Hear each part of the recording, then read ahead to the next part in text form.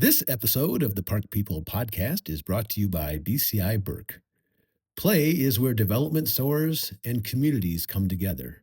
At BCI Burke, we believe outdoor spaces should be thoughtfully designed, built to last, and welcoming to everyone.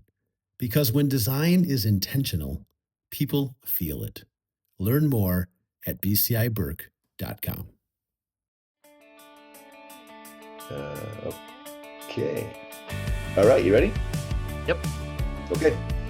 Hey, everybody. Rodney Oth here, publisher of PRB Plus magazine and host of the Park People podcast. And I am here today with Taylor Willardson. I can't talk right now. Senior Director of Product Management, Communications, and Recreation for CivicPlus.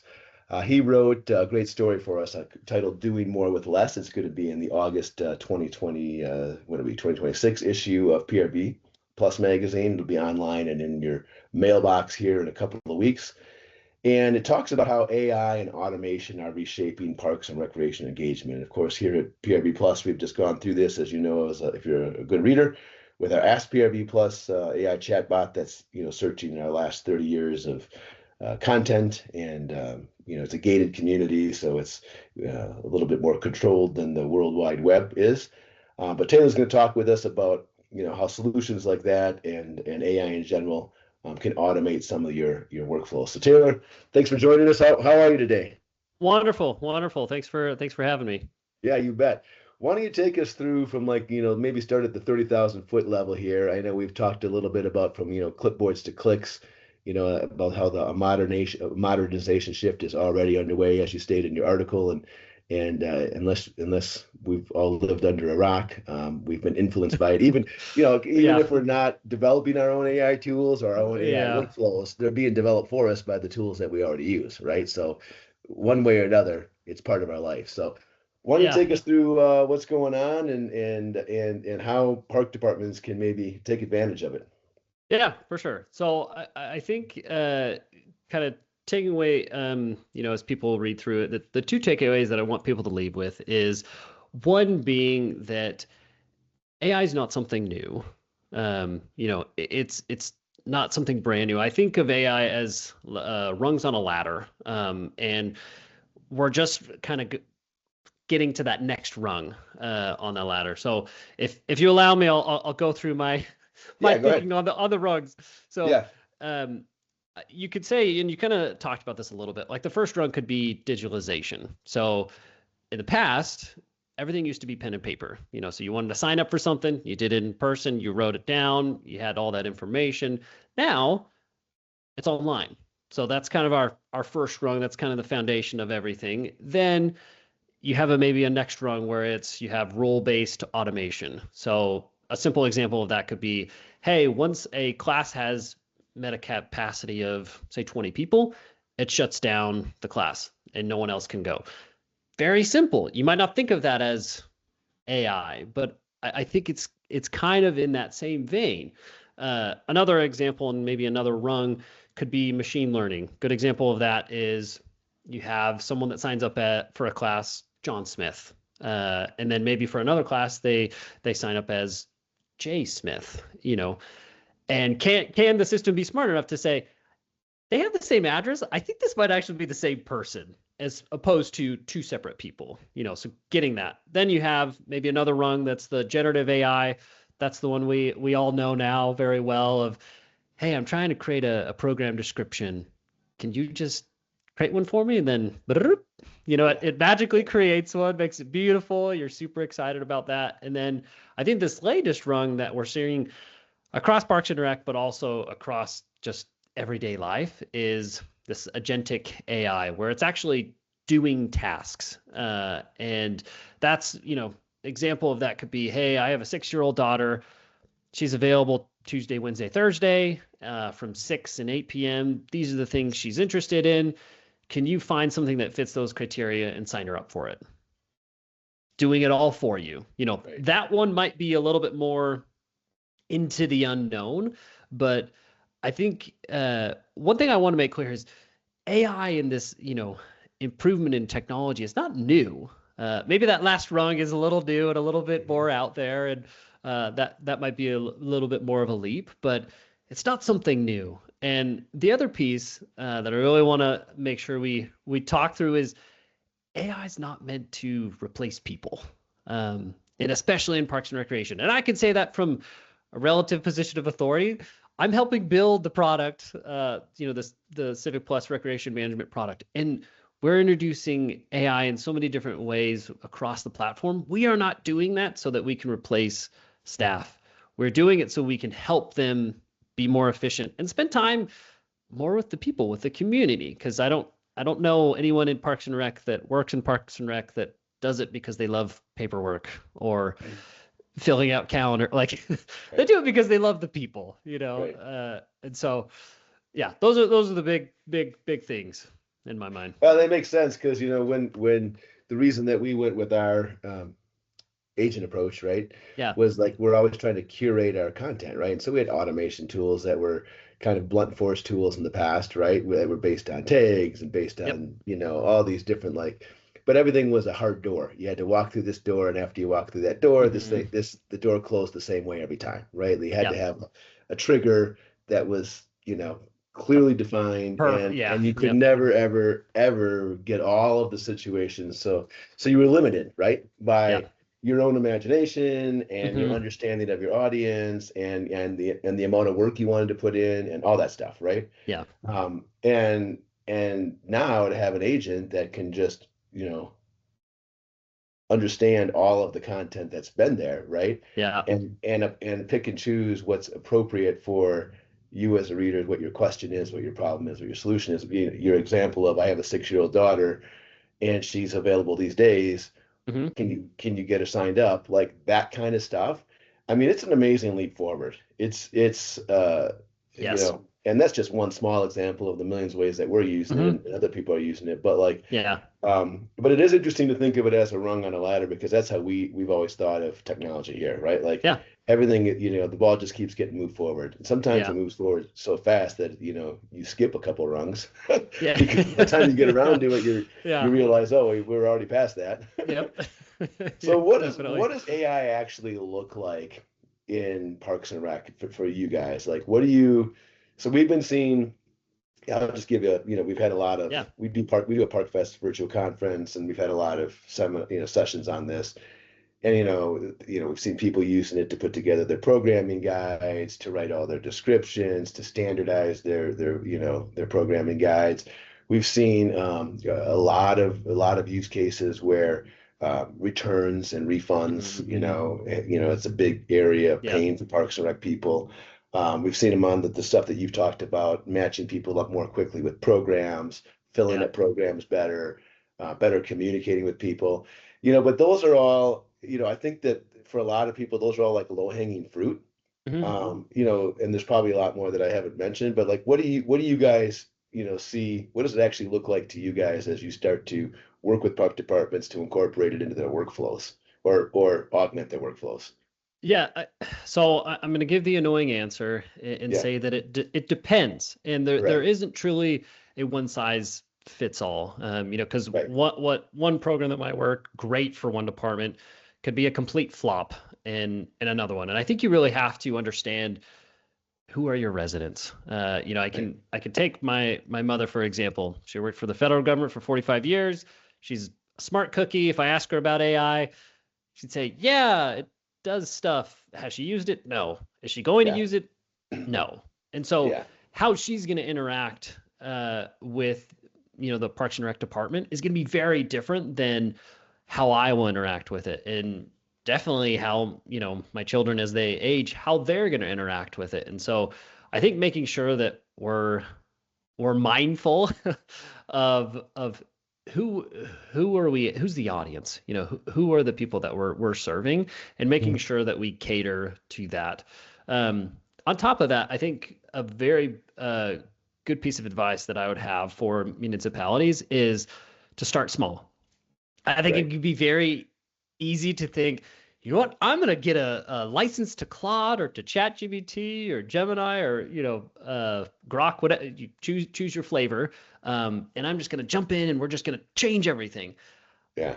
I don't think we need to start that, drastic. I think you need to maybe take a step back and let's look at, what are the problems we have? Where is staff being, affected? Where are they spending their time? Where are residents maybe hitting some friction? And then understanding, what does success look like? Do we want to optimize for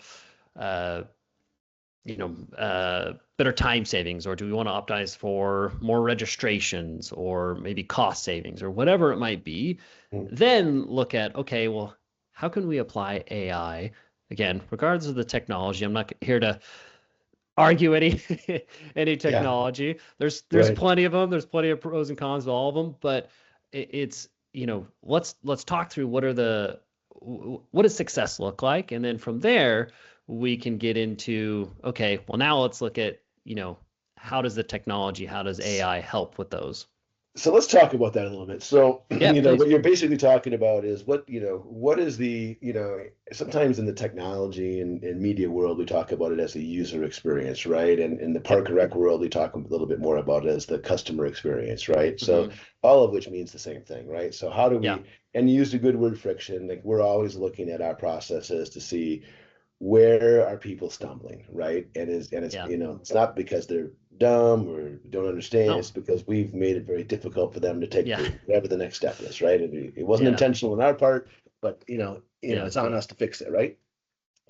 So what we've noticed in our sessions with AI is that people in the park and rec world are a little confused as to how to insert AI into their system. And I'll tell you, let me go, just be patient with me because I'm going to circle the drain here, but I promise I'm going to land, I'm going to land the plane. I'm going to land the plane. So, we know AI as a chatbot, chat GPT, all the people, all the things that you just mentioned, and a lot of people are using it in their personal base. And so that certainly is a way that parks and rec departments can go in. Maybe they can analyze a little data. If they've got their risk management thing figured out, maybe they can use it to write things, right? But it's a very basic start, right? But then there's this next level where AI becomes integrated into some of your back end, right? Yeah. And a lot of people struggle with, like, it makes sense for them to start integrating chat. Let's just use chat GPT as the ubiquitous one, just so we're always talking about the same thing. Yeah. They kind of get how to use that, and there's some stumbling blocks there, right? Like, is it legal to do this, or is there privacy issues? Is there risk management? All that kind of stuff, right? And that's all being fought out right now in each department. But then, how do you move? Where are the logical ways that you move from that into an agent or something, some kind of an AI process that's embedded, right? That's like maybe custom design, maybe it's part of a tool. Like, can you walk us through, because, and tell me if I'm wrong, but we kind of see that as like the to your rungs on the ladder, right? Yeah. The first rung is using chat, and scraping that, and the second run is like building workflows or something. If I don't know if that's the right terminology. Yeah, definitely. So the way that we kind of view this at CivicPlus is we're trying to make sure that we're not introducing AI just for AI's sake. And so whenever we're building something, we don't want it to just be, hey, cool, we got AI. Like, that's awesome. Like, okay, cool, that's great, but so what? Yeah. How are you actually helping me with my life? And so that's really the lens that we've, in the approach that we've taken within the recreation management product, but also how we introduce AI across the CivicPlus portfolio and all the other products that we build. And it's more around, how are we actually solving problems? What are we enabling? What efficiencies are being gained because of these different items? And a lot of, like, I'll be frank, there is a lot of things that we're still discovering, that staff are still discovering, that residents are still discovering. And what existed in AI 6 months ago is definitely different than now. I mean, things are rapidly changing. And so we really have to make sure that we're staying on the cusp of things, but also making sure that we're working with the people. You talked about user experience. That's critical. Like, we're not building software for me. We're building it for parks and recreation departments, and how can we help them be more successful in their true goals, and also residents. as a resident of a city. As you know, I participate in sports as an adult. I participate as a coach, and I participate as a parent. And I know that experience, and how can that experience be better for me as a resident? And so that's kind of the lens that we try to take everything through with So AI. let me ask this. So I get that. So if pretend that the reader that we're talking to right now is the person who's let's just call him the IT person at the Park and Rec department. They don't Yeah, all have an IT person, but let's just assume they all have yeah, somebody that, maybe it's the director, maybe it's somebody on the board, whatever it is, but the person who we're talking to, the person who's going to make the decisions yep, as to, and again, I'll land the plane, but I'm trying to, I don't have a succinct way of asking this question because I haven't asked it right yet. Let's go back to old automation. In the old yeah, automation, days of connecting, separate databases, right? And we hmm, had these questions about, do we have data silos, or are we yeah, going to be able to connect them all? Are we going to use Zapier? Are we going to do a custom programming solution? Are we going to buy a software solution that is yeah, all in one, right? That was always the hmm, question, right? Like, are we going to buy the best product for, this is the best email client, this is the hmm, best CRM, this is the best CDP, yeah, this is the best financial, and then we're going to have something that connects them, right? yeah, Or are we going to try and buy something that's a one size fits all? And hmm, we always found, like, you no matter which way you went, it caused a problem, right? Because either you had 5 databases that are all the best at their little particular world, yeah, but getting them to talk together and getting the data and analysis was always a pain in the butt. Or hmm, you had somebody who was a one size fits all, but they were really only good at two things, and they were yeah, kind of good at yeah, everything else, right? And so you had yeah. to pick your poison.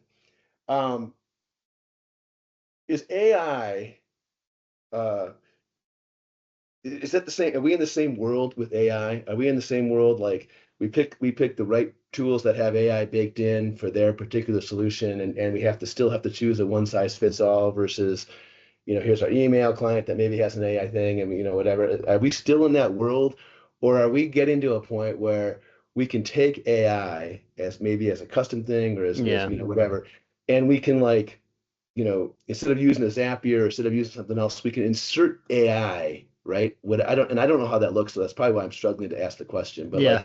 like, how does that work? Like, how do you, like, choose vendors? What's your advice there? Like, how do we get all these things connected in a logical, meaningful way without, like, going bald like I've gone, because I've gone through like 7 CRM conversions, right?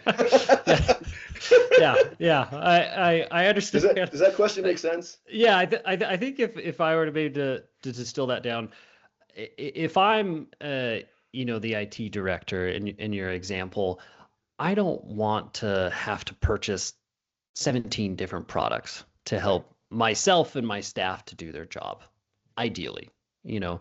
And so me being in product management, working to build software, that's my goal. That is ultimately my goal. Is I would love for this to be the one-stop shop, not because I want to, I mean, obviously I do want your business, Yeah. but I I would like won't lie everybody's about that. business. I would like But all the money. yeah, but truly, if you have to go out to market to purchase other products because of what my product might not have or might not be doing, Right. I see that as a deficiency, and so that's where I'd want to make sure that we are being the breadth of what we cover is covering really everything you need, so that you don't have to. There is no need for you to go to market to hey, we need this, whatever it is, but like Right. that's what I would Do you love to feel like do. you guys, do you But feel like we're getting closer to that day where the one size fits all can truly be one size fits all? I mean, I don't mean that as a negative, but that's no, just what no, no, we've no. kind of always called it, right? Yeah, Um, and sometimes you feel like, oh, master of, jack of all trades, master of none, right? Kind of like is what we've always kind of on our side of the fence, we've yeah, looked at that, right? yeah, yeah. But do you feel like, is AI kind of going to be a little bit of an equalizer and allow us to have less solutions, less I technology partners? Yeah, I mean, I think that's the goal. That's definitely what I want to achieve. And I know Yeah, even with, again, choose your flavor of AI, ChatGPT, Claude, Grok, yeah, Gemini, it doesn't matter. They all are doing the same type of thing where they're able to connect different systems. Mm-hmm. And that's really what's going to be super effective. To your point, you don't want to have to How does deal that with work? connecting all these things. How do they connect different systems? Like, you know, without getting like, I need like the 60,000-foot view on this one, but like, Yeah. you know, and I'm probably asking more as a business owner right now than a park and rec director. So if people Yeah. are bored with this question, I apologize. You can skip forward, but I need to know this answer because we try to Yeah. insert it. You know, it's in all of our tools, right? Yep. And I'll say this, like, and I know park and rec departments have the same problem. The technology stack gets big, right? Yes. And so we're always fighting this, like, how do we streamline our technology stack, right? Yeah. Both as a cost savings and as Uh-huh. just like, I'm just trying, we don't want to manage this many solutions, right? Yeah. So like, how do how does it work? How do you use AI to like connect things?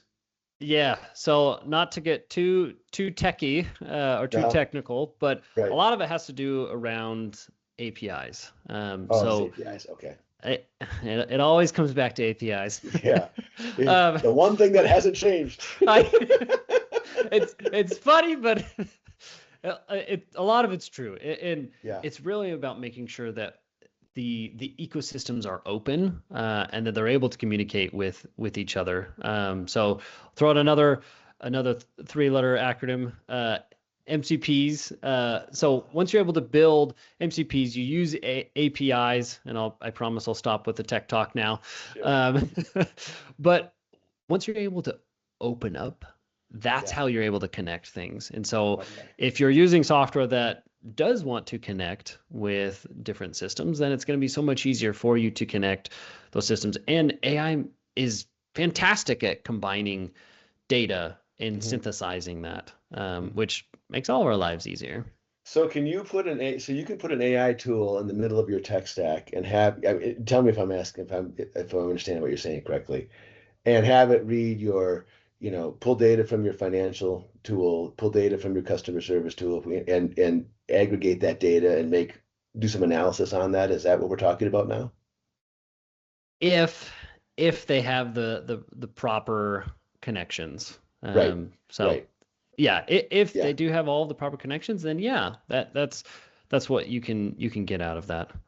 So what pain points are you guys focusing on there then at CivicPlus? Like, you're Yeah. obviously on the program registration, you got the financial model, kind of running the guts of the park department, right? Yeah. From an event and programming standpoint and everything, budgeting, the whole nine yards, right? Yeah. So what are the big pain points that you guys are working on that you've identified that, are, I'm assuming you're picking the ones that most people have, right? Because Yeah.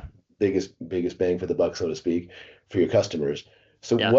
can you guys give us a little rundown of what those are? Yeah. So the way that we view it is we're focused on kind of these two personas or users, and one is staff, and the other one is residents. Okay. So looking at both of those and kind of what we had talked a little bit about earlier, what are the pain points that we have? What are the frictions that staff have? And I could definitely name a number of those if you'd like. But what is taking them time that, if we could build and use technology, use AI to make it more succinct and easier. Okay, great. Let's focus on that. Same from a resident perspective. What is taking more time from them out of their day? How can we use technology to make it easier for them? Yeah, cool. Well, great. I mean, I thought you froze on me there for a second. Sorry. Oh, I was like, did my internet go? You just paused. And I was like, oh, I lost him. oh no. My bad. So, you talk about, choose the right technology and compare tools side by side. Start small and test what works, and Yep. then make AI implementation a continuous process, right? So, all that is pretty straightforward. Yeah. What tools do you think park and rec departments are, so that, they're going to have, a solution like yours? What other tools do they typically have and are you guys connecting to those tools? Are you open like you talked about earlier, or is that not something that's important? No, that's definitely something important. We're trying to make sure that we are open, but also again, I want us to be the solution. Again, love for love for Yeah, us to take everything, but truly, I want to be as effective and as helpful to the customers that we serve.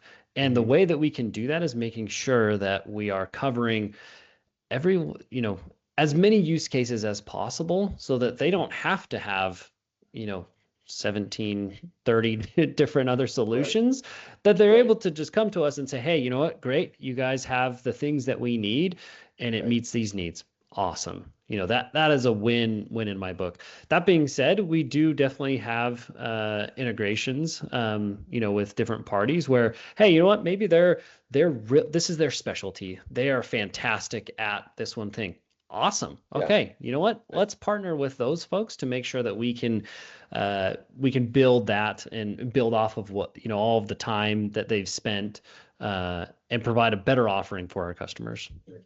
What have you, anecdotally, have you, you know, has your tool discovered, is there any department that's used the tool and discovered like, oh, there's this trend that we didn't know about, or they've had some insight do you know of any stories like that of people who have discovered some things that, oh my gosh, half our people actually want this and we've never even offered it, or I don't know what the insight is, but like, because we've used it enough and we've uncovered some, things that now it's like anything else. Once you see it, you can't unsee it, and it seems obvious. But like for 30 years, we never saw, Yeah. right? Yeah, Have- there definitely is some learnings with things like that. Just obviously you can do the analysis yourself of. right.